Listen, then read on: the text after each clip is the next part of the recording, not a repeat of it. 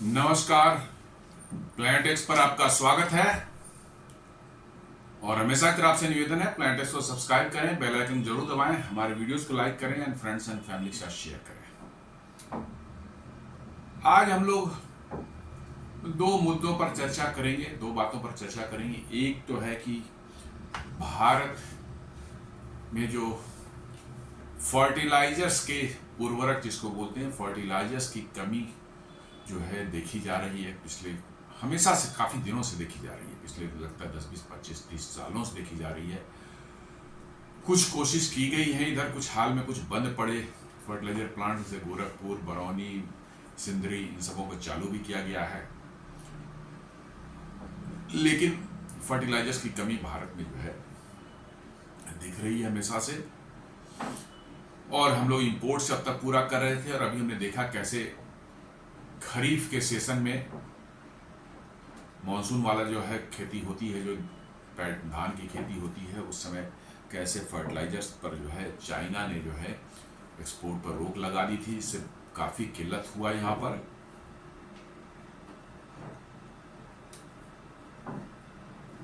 तो भारत सरकार ने अब कुछ इसकी व्यवस्था करने जा रही है।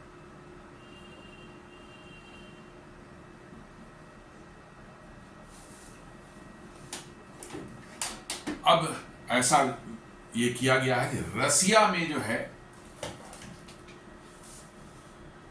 भारत की कंपनियां वहां पर फर्टिलाइजर प्लांट लगाएंगी और वहां से फर्टिलाइजर यूरिया खासकर जो है उसका प्रोडक्शन करने के बाद जो है वो पूरा का पूरा यूरिया भारत वहां से एक्सपोर्ट कर दिया जाएगा। अब ये प्रश्न उठ सकता है कि भारत आखिर यूरिया का प्लांट भारत में ही क्यों नहीं लगा रहा है कि इसको हम ले जाकर रसिया में लगा रहे हैं। जी हाँ, ये क्वेश्चन बहुत वैलिड क्वेश्चन है कि भाई भारत में लगाते तो यहाँ पर उसको फिर वहाँ से उठा के लाना नहीं पड़ता, शिप से जो है भारत में ही बनते, यहाँ पर डिस्ट्रीब्यूट हो जाता, फैक्ट्रियाँ लगती और लोगों को रोजगार यहाँ पे मिलते। लेकिन साथ साथ आपको ये भी जानना पड़ेगा कि यूरिया खासकर जो है हम बनाते कैसे हैं। यूरिया के बनाने के लिए जो मुख्यतः दो ही चीजें इस्तेमाल होती हैं। एक इस्तेमाल होता है हमारा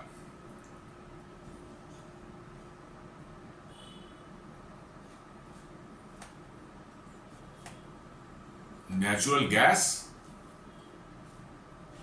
और दूसरा जो है नाइट्रोजन, जो हम हवा से लेते हैं। तो नाइट्रोजन की चिंता तो हमें नहीं करनी, नेचुरल गैस हमें चाहिए।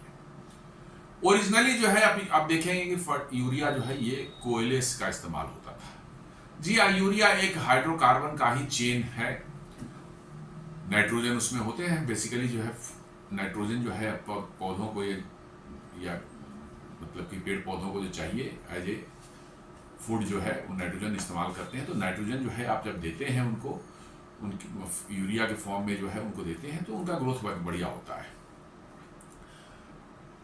तो वो हाइड्रोकार्बन चेन में क्या क्या हाइड्रोजन है, कार्बन है और नाइट्रोजन है। नाइट्रोजन को आपको हवा से लेनी है। अब हाइड्रोजन आपको लेना है, हाइड्रोजन आप कहाँ से ले सकते थे, तो वाटर से भी ले सकते हैं हाइड्रोजन, या नेचुरल गैस में भी हाइड्रोजन होता है, उसको भी आप ले सकते हैं। और कार्बन आप या तो कोयले से कार्बन ले सकते हैं, चाहे हाइड्रोकार्बन जो कार्बन है उसका भी इस्तेमाल कर सकते हैं। तो पहले जो है कार्बन का जो सोर्स हुआ हमारा कोयला हुआ था, बहुत पुराने जमाना से, 50 साल 60 साल पहले की मैं बात कर रहा हूँ। कार्बन कोयला से उसको लिया जाता था, हवा से लिया जाता था, मतलब कि नाइट्रोजन को जो है, और वाटर से जो है आपको हाइड्रोजन लिया जाता था, और केमिकल रिएक्शंस वगैरह करा करके जो है इनको जो है यूरिया बदला जाता था। लेकिन कोयले से बनाना वो जो है बहुत मतलब जो है इनएफिशिएंट प्रोसेस था, बहुत मतलब कि जो है कठिन काम था, और बड़ा ही मतलब इनएफिशिएंट कह सकते हैं, बहुत हाईली एनर्जी इंटेंसिव भी होता था, और प्लस आपका यील्ड भी जो है वो बहुत कम होता था। फिर यूरिया के बाद जो है ये कार्बन कोयले के बाद जो है चेंज कर दिया गया नैप्था पर। जी हाँ, नैप्था जो एक लिक्विड मतलब कि जो है वो भी प्रोडक्ट है, पेट्रोलियम का ही प्रोडक्ट है। जब आप क्रूड ऑयल डिस्टिलेशन करते हैं तो आपका जो पेट्रोल निकलता है, पेट्रोल के ऊपर वाला जो है पोर्शन जो है नैप्था है, नैप्था के ऊपर जो होता है वो गैस होती है। तो नैप्था का इस्तेमाल लंबे समय तक हुआ।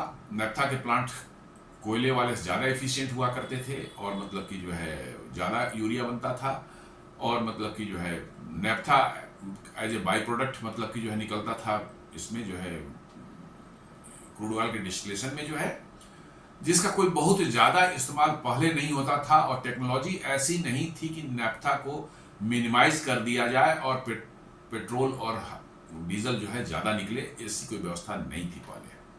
इसलिए नैप्था जो वेस्ट प्रोडक्ट निकलता था, लेकिन चूंकि फर्टिलाइजर बनाने में उसका बहुत बढ़िया इस्तेमाल हो जाता था, इसलिए जो है उसकी काफ़ी डिमांड हो जाती थी। लेकिन फिर धीरे धीरे देखा गया कि उससे भी बेहतर एक और प्रोसेस है, वो गैस, नेचुरल गैस से जो है। नेचुरल गैस में हाइड्रोजन है, कार्बन है, और आप हवा से जो है नाइट्रोजन ले लेते हैं और देन आपको जो है उससे जो है रिएक्शन बना करके जो है करके आप बना लेते हैं, अमोनिया बनाते हैं, फिर यूरिया बनाते हैं। तो ये चीज प्रोसेस जो है आपका चल रहा था। हमारे देश में भी गैस बेस्ड प्लांट है, मोस्टली अब गैस बेस्ड ही। पहले आज से 30-35 साल पहले जो है सब नैप्था बेस्ड थे, एक दो गैस बेस्ड उस समय थे, लेकिन मोस्टली नैप्था बेस्ड थे। वो नैप्था बेस्ड इनएफिशिएंट होने की वजह से गैस बेस्ड में चेंज हो गया। बहुत से प्लांट बंद भी हो गए थे, इनको अभी चालू किया है, गैस की सप्लाई वहाँ देकर चालू किया गया है। उसमें 3 मुख्यतः मुझे जहाँ तक ध्यान है, गोरखपुर, एक बरौनी और एक मतलब कि जो है सिंदरी में जो है 3 प्लांट अभी चालू हुए हैं। कुछ हद तक सुधरी है, लेकिन अभी भी 20% लगभग में यूरिया की रिक्वायरमेंट हम इंपोर्ट करके ही पूरी करते हैं। तो चूंकि नेचुरल गैस आपको इस्तेमाल करना है इसके बनाने में, तो भारत में नेचुरल गैस तो हम अपने जो हमारी रिक्वायरमेंट है नेचुरल गैस की जो है उसका 50% भी नहीं पैदा कर पाते। जी हाँ, 50% मान खींच खाच कर सकते हैं, 45 से 50% के बीच में नेचुरल गैस का उत्पादन हम कर पाते हैं। रेस्ट हमको इंपोर्ट करना पड़ता है। तो फिर बड़ी तादाद में आपको नेचुरल गैस इंपोर्ट करना और अपने देश में बनाना, तो फिर उस नेचुरल गैस के ट्रांसपोर्टेशन में खर्च आएगा, फिर उसके लिए इंफ्रास्ट्रक्चर जो गैस को जो स्टोर करने बनाएंगे, वो सब चीज़ें होती हैं अपनी जगह पर। रसिया में आप बनाते हैं तो रसिया में abundance of oil and gas के रिजर्वायर्स है। जी हाँ, रसिया सारी दुनिया को गैस बेचता है, तो आपको तो कोई सोचना ही नहीं है कि रसिया में गैस की। तो नेचुरल गैस के अकूत भंडार होने के कारण जो है ये डिसाइड किया गया है कि रसिया में प्लांट लगेगा और रसिया से जो है फर्टिलाइजर बना के भारत लाया जाएगा। तो ये एक नई मतलब कह सकते हैं कि एक व्यवस्था हो रही है, नया एक पार्टनरशिप हो रहा है। पहले आर्म्स का था, फिर अभी 2-3 सालों से ऑयल का पार्टनरशिप हमने रसिया से किया। बहुत बड़ी तादाद में हम तेल खरीदे वहाँ से, जब दुनिया में तेल के दाम बहुत ज़्यादा ऊपर थे। उसके बाद जो है हमने अब फर्टिलाइजर में भी हम प्लान कर रहे हैं कि रसिया के साथ जो है हमारा टाई अप बढ़े और रसिया के साथ हमारी पार्टनरशिप बढ़े। और बड़ा अच्छा ये है कि रशिया में आप करते हैं। रसिया ऐसे भी करीब 1 मिलियन में 10 लाख भारतीयों को जो है नौकरी देने के लिए जो है रशिया में तैयार है। वो बहुत जल्द अपनी जो शुरू करेंगे, भारत के लोगों को जो है वीज़ा देकर वहाँ नौकरी के लिए जो इनवाइट करेंगे। तो आप प्लांट भी वहाँ लगाते हैं तो आपके एक्सपर्ट्स जाके वहाँ काम करेंगे, एब्सोल्युटली कोई दिक्कत की बात नहीं है। बड़ा अच्छा मतलब कि जो होगा ये, तो वही न्यूज़ है। ये कहते न्यूज़ बताता है कि ये India plans first urea plant in Russia to secure fertiliser supply, details likely during Putin's December visit report. जी हाँ, India is planning its first urea plant in Russia with RCF, Rashtriya chemicals and fertilizers limited, और NFL, national fertilizers limited, and Indian potash limited signing non-disclosure agreement with Russian firms to secure long-term fertiliser supply. जी हाँ, भारत की 3 कंपनियां हैं, RCF, NFL और Indian potash. ये तीनों कंपनियां जो हैं रशियन कंपनी से जो है इन्होंने जो है अपना नॉन डिस्क्लोजर एग्रीमेंट साइन किया है कि कैसे भारत वहाँ पर रसिया में अपने प्लांट लगा करके जो है फर्टिलाइजर बना सकता है और वहाँ से भारत ला सकता है, भारत में बेच सकता है। ये अपने आप में ये बहुत ही सिग्निफिकेंट है कि जो हमें मालूम है कि भारत में कृषि का क्या महत्व है। जी हाँ, आज भी 25 करोड़ से ज़्यादा लोग जो है हमारे यहाँ खेती बाड़ी से, हॉर्टिकल्चर और फार्मिंग से जो है जुड़े हुए हैं।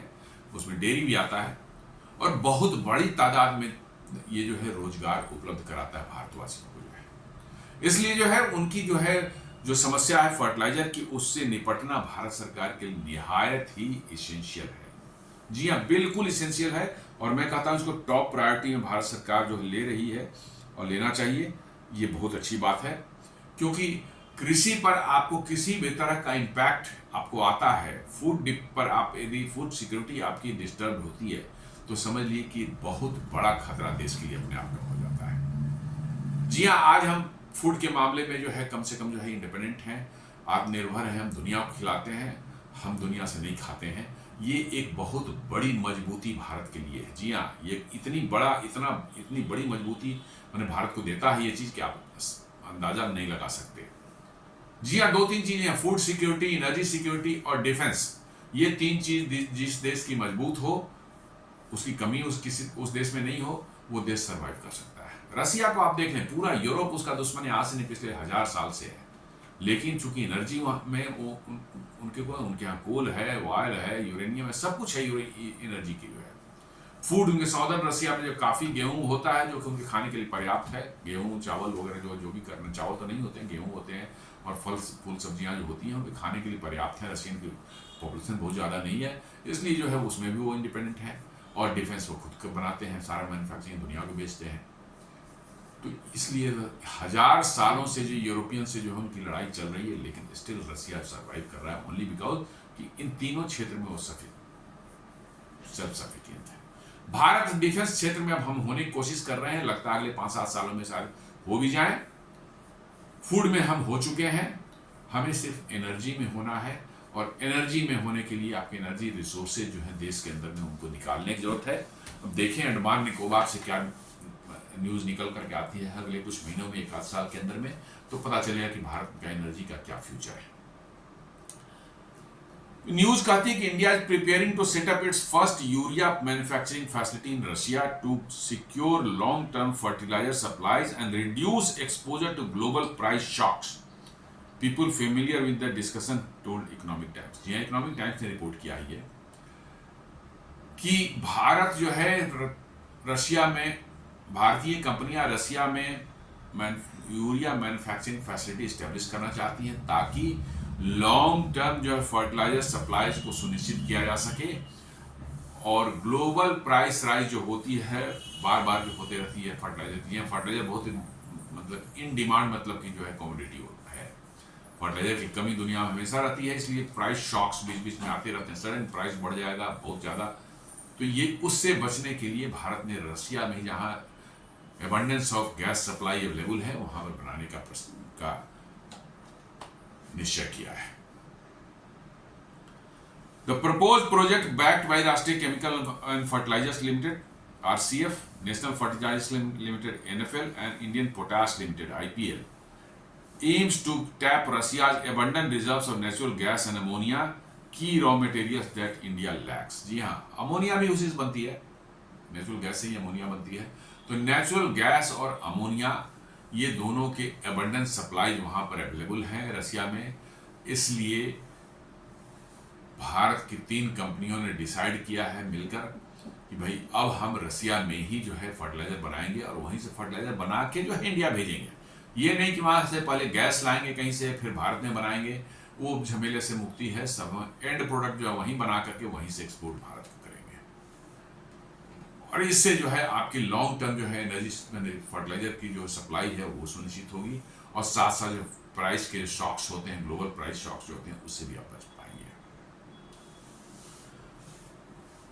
बिजनेस लाइन भी वही कहता है, India braces for fertiliser price hike as China hurts exports. जी हाँ, the project follows a severe fertiliser shortage during this years kharif season when China halted exports of urea and other soil nutrient. जी हाँ, ये project जो आ रहा है Russia में, ये और ज़्यादा इसको एक्सपर्टाइट किया गया है क्योंकि चाइना ने इस बार जो बदमाशी की थी खरीफ सीजन के दौरान जो है, जब उन्होंने जो फर्टिलाइजर और अदर जो है यूरिया और अदर न्यूट्रिएंट्स जो होते हैं सॉइल के लिए जो है, जिसको फर्टिलाइजर ही बोलते हैं, उन सबों की सप्लाई जो है ऐन वक्त पर रोक दी थी और भारत में बड़ी मतलब क्राइसिस की हो गई थी। उसके बाद लगता है सरकार ने डिसीजन लिया कि नहीं, अब चाइना पर डिपेंडेंसी कम रखनी है, हमें अपना प्लांट बनाना है रसिया में, और रसिया से हमको यहाँ पर फर्टिलाइजर हम लेकर के आएंगे।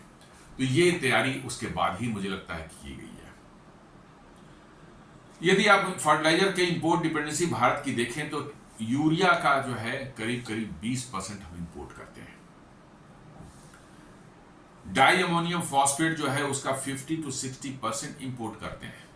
और एक और होता है म्यूरिएट ऑफ पोटास, एमओपी बोलते हैं उसका, वो तो 100% इंपोर्ट करते हैं भाई साहब, 100% इंपोर्ट करता है म्यूरिएट ऑफ पोटास, एमओपी, उसको हम 100% इंपोर्ट करते हैं। डायमंड फॉस्फेट उसका जो है 50 to 60% इंपोर्ट करते हैं, इसका मतलब 40 से 50% ही हम बना पाते हैं अपना।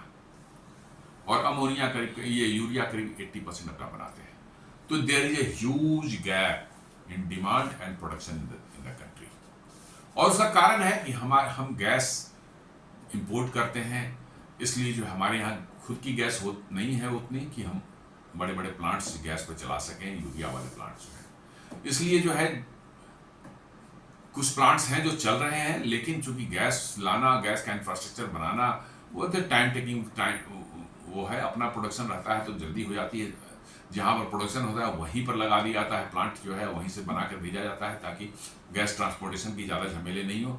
लेकिन अपने गैस एरिया, अपने देश में अभी तक जो है गैस के बहुत बड़े भंडार जो है हमें नहीं मिले हैं।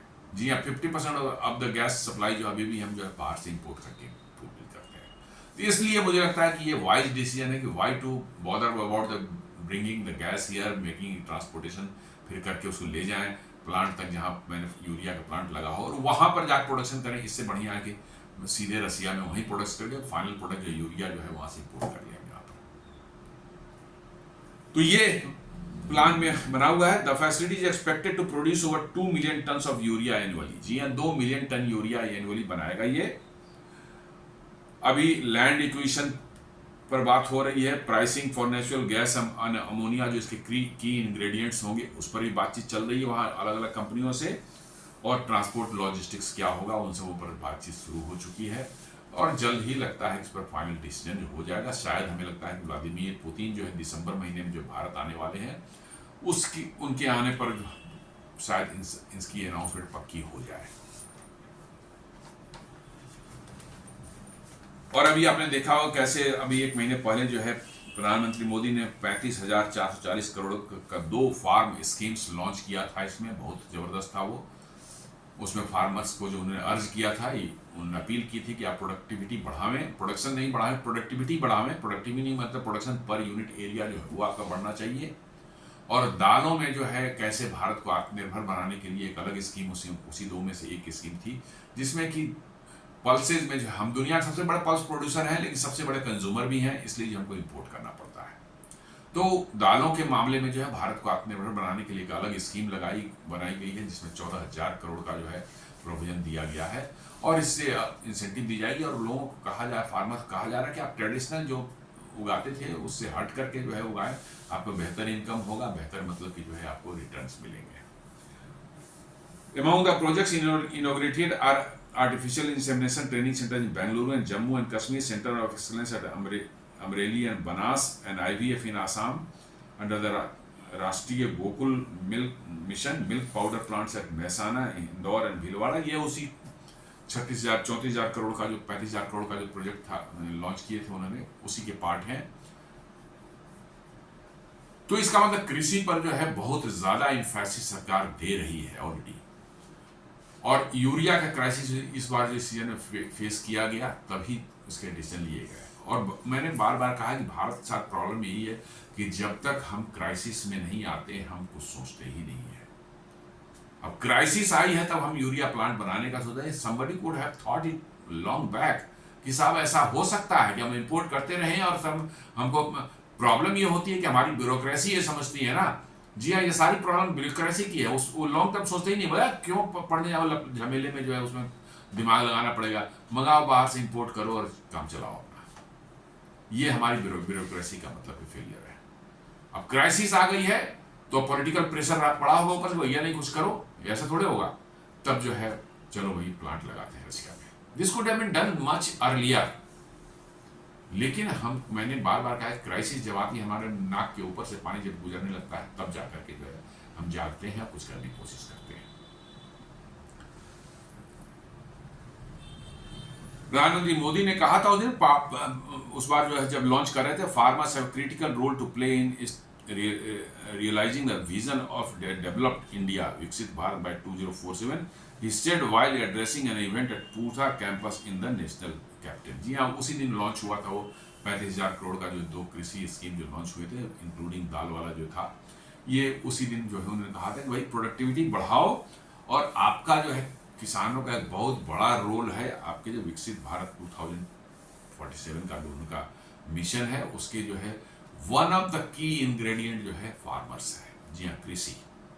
इसलिए उन्होंने कहा कि भाई आप प्रोडक्टिविटी बढ़ाएं, नई टेक्निक्स का इस्तेमाल करें, नए मतलब कि कृषि करने के तरीके इस्तेमाल करें, और प्रोडक्टिविटी बढ़ेगी तो आपकी इनकम बढ़ेगी, आपका जीवन स्तर सुधरेगा, साथ को देश को भी जो है मजबूती मिलेगी इससे। अब कहा जा रहा है कि official state the venture could be, Russian president के आने का इंतजार हो रहा है। Official state the venture could be announced during Russian president Vladimir Putin visit to India in December, marking a major new chapter in India Russia economic cooperation. जी हाँ, Putin के आने का इंतजार हो रहा है, शायद उसी समय के लिए वेट किया जा रहा है, जब वो आएंगे तभी ये प्लान को अनाउंस किया जाएगा पब्लिकली। बट ये प्लान बन चुका है, यहाँ की टीम जा चुकी है, वो निगोशिएट कर रही है वहाँ पर, वो वहाँ बातचीत कर रहे हैं, और सारा कुछ लगता है कि मामला सेट करके जब पुतिन आएंगे, शायद 6 दिसंबर के आसपास का उनका प्रोग्राम है, तब जा करके जो है इसको वहीं पर अनाउंस किया जाएगा। तो ये अपने आप में रशिया और भारत की कोऑपरेशन में एक नया चैप्टर कह सकते हैं। जी हाँ, अब तक जो है डिफेंस का था, फिर ऑयल का हुआ, और ये एक नया कोऑपरेशन चैप्टर खुलने जा रहा है, जहाँ फर्टिलाइजर की जो है कोऑपरेशन भारत और रशिया के बीच में होने वाली है।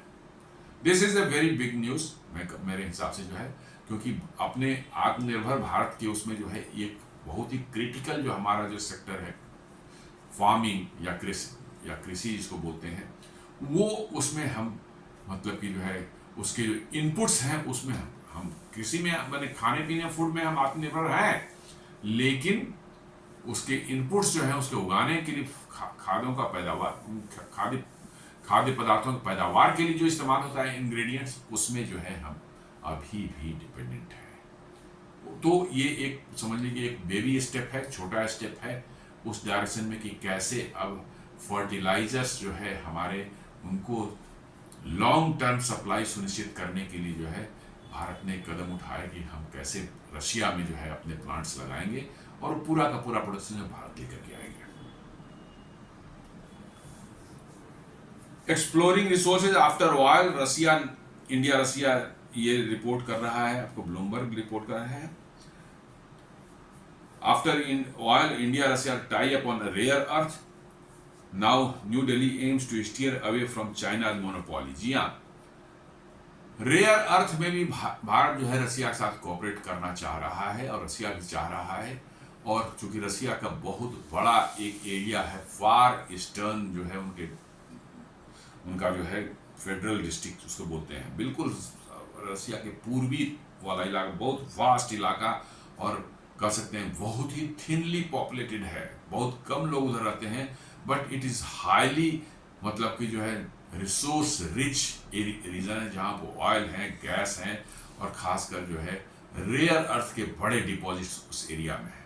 तो भारत और रशिया कोशिश कर रहे हैं कि भैया हम ऑयल में कर ही रहे हैं, डिफेंस में कोऑपरेशन कर रहे हैं, क्यों नहीं हम लोग उस एरिया में, फार ईस्टर्न फेडरल डिस्ट्रिक्ट हमारा है, उस एरिया में जो है रेयर अर्थ के एक्सट्रैक्शन का काम शुरू करें, क्योंकि बड़े पैमाने पर वहाँ रेयर अर्थ निकाले जा सकते हैं, डिपॉजिट्स बहुत बड़े हैं, और भारत उसमें जो है टेक्नोलॉजी प्रोवाइड कर सकता है, इन्वेस्टमेंट कर सकता है, और रशिया भी अपने मदद कर सकता है उसमें, और दोनों मिलकर वहाँ रेयर अर्थ और रेयर अर्थ मैग्नेट्स जो हैं, मिनरल्स और मैग्नेट्स दोनों उसकी प्रोडक्शन होगी, ताकि चीन पर डिपेंडेंसी कम हो सके। जी हाँ, रशिया की भी डिपेंडेंसी चीन पर ही है, और भारत की डिपेंडेंसी चीन पर ही है, और कैसे रेयर अर्थ मैग्नेट के लिए जो है पिछले कुछ महीनों से, जो 5-6 महीनों से चाइना ने भारत को परेशान कर रखा है, नॉट ओनली भारत को, बट अमेरिका को और पूरी दुनिया को भी शायद परेशान कर रखा है उसने। भारत को देने के लिए उसने कंडीशन भी लगाए हैं कि रेयर अर्थ मैग्नेट मैं दूंगा, लेकिन you have to assure in writing कि भाई it will not be re exported to America.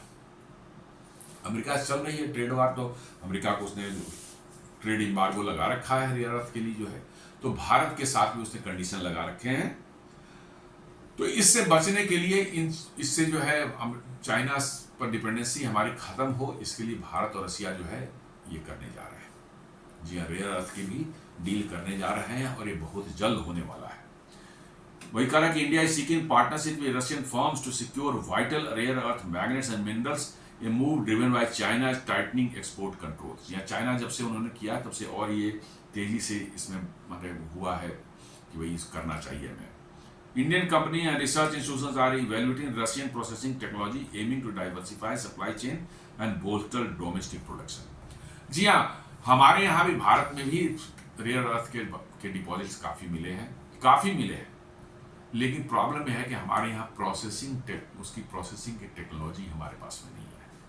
रसिया की कुछ कंपनियों ने प्रोसेसिंग टेक्नोलॉजी अपनी बनाई है, उसको भारतीय कंपनियां जो है उसको री-इवेल्युएट कर रही है कि इससे बन सकता है, तो हम इसका इस्तेमाल करके जो है रशिया में और भारत में भी रेयर मैग्नेट्स वगैरह का प्रोडक्शन करने की कोशिश करेंगे। ये बड़ी अच्छी वो है न्यूज़ है ये।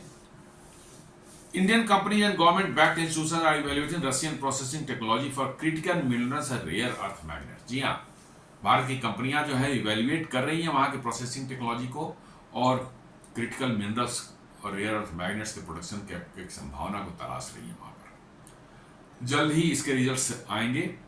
Already rare earth processing technology developed by Russia are already being deployed in pilot project. जी हाँ, जो उन्होंने टेक्नोलॉजी बनाई है, डेवलप किया है, वहाँ के पायलट प्रोजेक्ट्स में कुछ छोटे छोटे पायलट प्रोजेक्ट्स में ऑलरेडी डिप्लॉय किया गया है, उसका चल रहा है काम उस पर।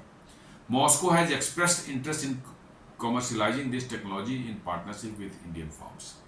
जी हाँ, भारत ने जो है रशिया ने इसको कहा है कि हमारी इच्छा है कि इस टेक्नोलॉजी को कॉमर्शलाइज करें। जी हाँ, हम भारत को देंगे, कुछ पैसे लेंगे, डेफिनेटली उन्होंने डेवलप किया है तो भारत को पैसे देंगे और भारत उन टेक्नोलॉजी को लेकर के जो है भारत के अंदर में या रशिया के अंदर में भी जो है रेयर अर्थ का प्रोडक्शन शुरू कर सकता है।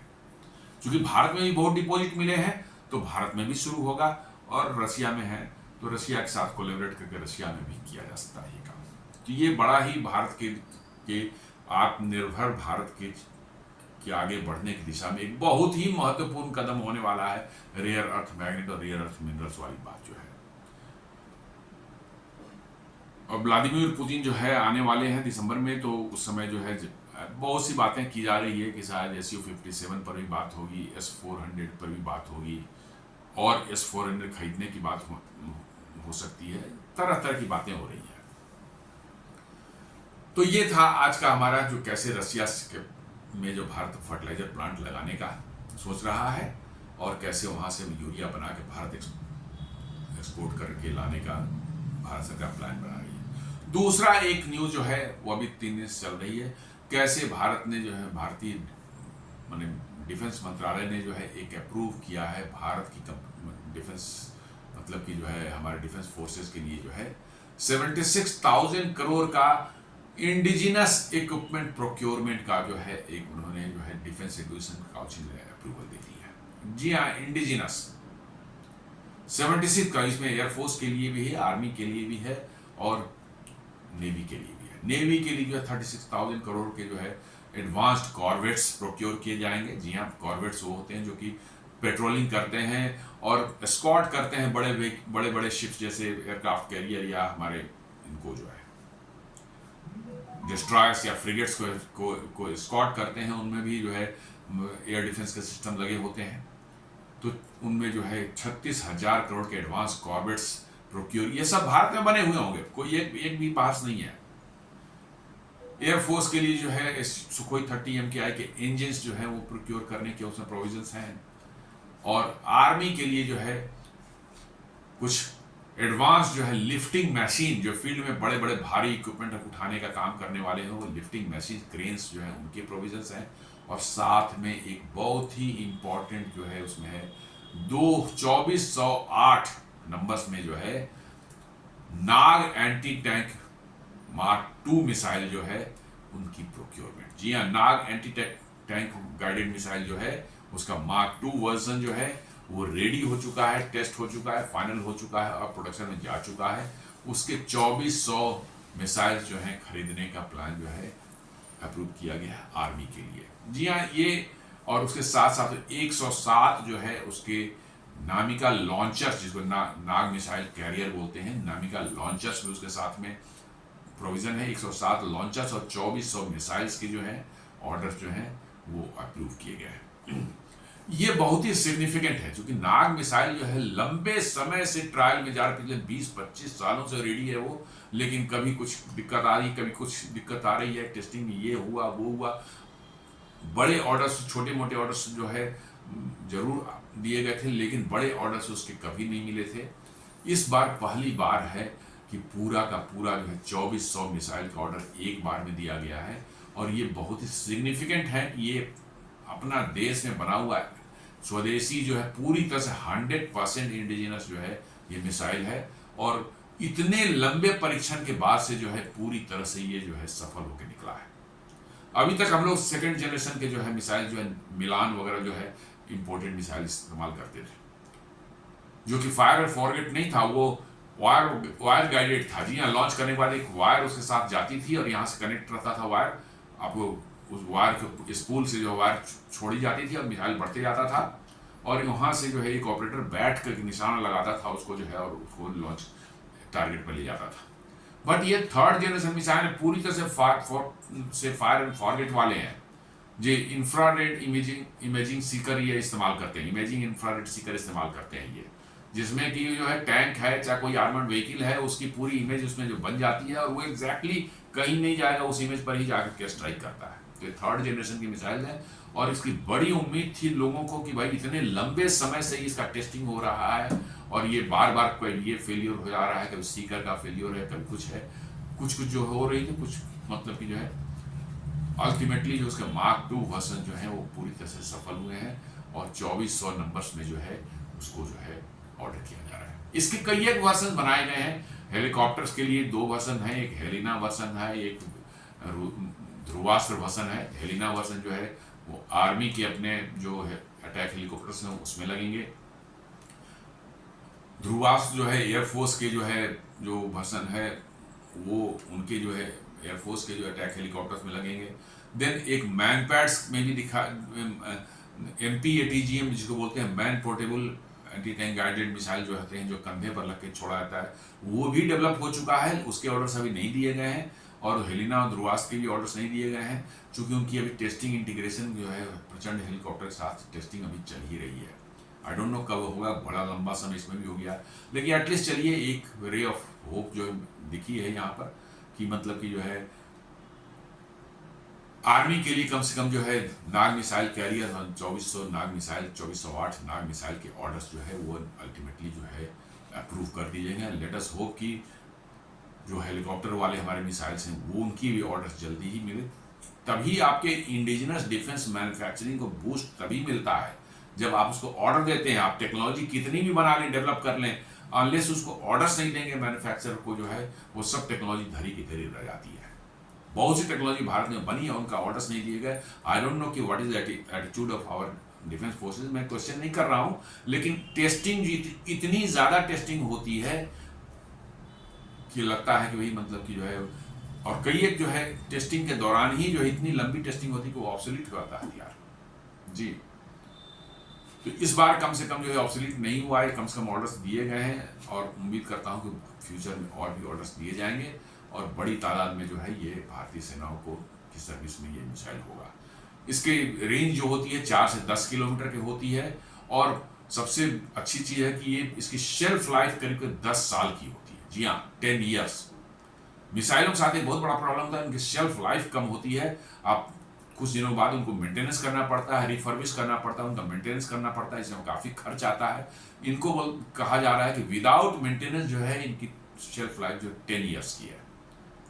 10 साल बाद ही इनको जो है सर्विसिंग और कुछ मतलब मेंटेनेंस चाहिए होगा यदि लाइफ एक्सटेंड करनी है तो ये बहुत बड़ी चीज़ है। 10 साल तक आप विदाउट मतलब एनी बॉदरेशन जो उस मिसाइल को रख सकते हैं अपने साथ जो है, और जब जरूरत पड़े तो इस्तेमाल भी कर सकते हैं। This is a very big thing. 4 से 10 किलोमीटर तक इसकी रेंज है। ध्रुवास्त्र और हेलिना में इसकी रेंज को बढ़ाई गई है, करीब 14 से 20 किलोमीटर तक की गई है। चूंकि हेलीकॉप्टर से लॉन्च होंगे तो नेचुरली उनका रेंज थोड़ा सा बेहतर होगा ही, ऊंचाई से लॉन्च करने पर जो है बेहतर तो होगा ही होगा, लेकिन कुछ चेंजेस भी उसमें किए गए हैं, अब कोशिश की जा रही है कि इजराइल के जो है स्पाइक एंड लॉस जो है, जो 50 किलोमीटर तक बियॉन्ड विजुअल रेंज तक वाली जो है एंटी टैंक गाइडेड मिसाइल जो कि हेलीकॉप्टर से छोड़ी जाती है, वैसा भी डेवलप किया जाए, और जल्द ही शायद 1-2 सालों में वो वर्जन भी आ जाएगा। जी हाँ, 50 किलोमीटर तक जो है आपका हेलीकॉप्टर से आप अटैक कर सकते हैं। अभी के हेलीकॉप्टर 8-10 किलोमीटर 12 किलोमीटर ज़्यादा नहीं कर सकते, क्योंकि मिसाइल ही वैसी नहीं है। बट स्पाइक एंड लॉस जो है, जो 50 किलोमीटर तक का मतलब कि आपको दे सकता है रेंज, वैसी मिसाइलें भी जो है नाग के एडवांस वेरिएंट्स जो है फ्यूचर के वेरिएंट्स में आ सकते हैं। और ये नाग मिसाइल को जो है आप जो है अपने इससे भी है अनमैन्ड कॉम्बैट ड्रोन्स जो होंगे उनमें भी इस्तेमाल कर सकते हैं, जैसे कि अमेरिकन ड्रोन में हेलफायर मिसाइल इस्तेमाल होती है। जी हाँ, हेलफायर भी एंटी टैंक गाइडेड मिसाइल ही है, सिर्फ उसके थोड़ा माइनर चेंजेस करके जो है उनको जो है ड्रोन से लॉन्च करने के लिए बना दिया गया है, लेकिन वो है तो actually anti tank guided missile ही है। तो हम उम्मीद करते हैं कि उसी रोल में जो हमारा नाग भी दिखेगा फ्यूचर में। तो दोस्तों, ये आज का हमारा विश्लेषण था। उम्मीद करता हूँ वीडियो आपको पसंद आया होगा। हमारे वीडियोस को लाइक करें, फ्रेंड्स एंड फैमिली के साथ शेयर करें, हमारे चैनल को सब्सक्राइब करें और बेल आइकन दबाना बिल्कुल नहीं भूलें। धन्यवाद।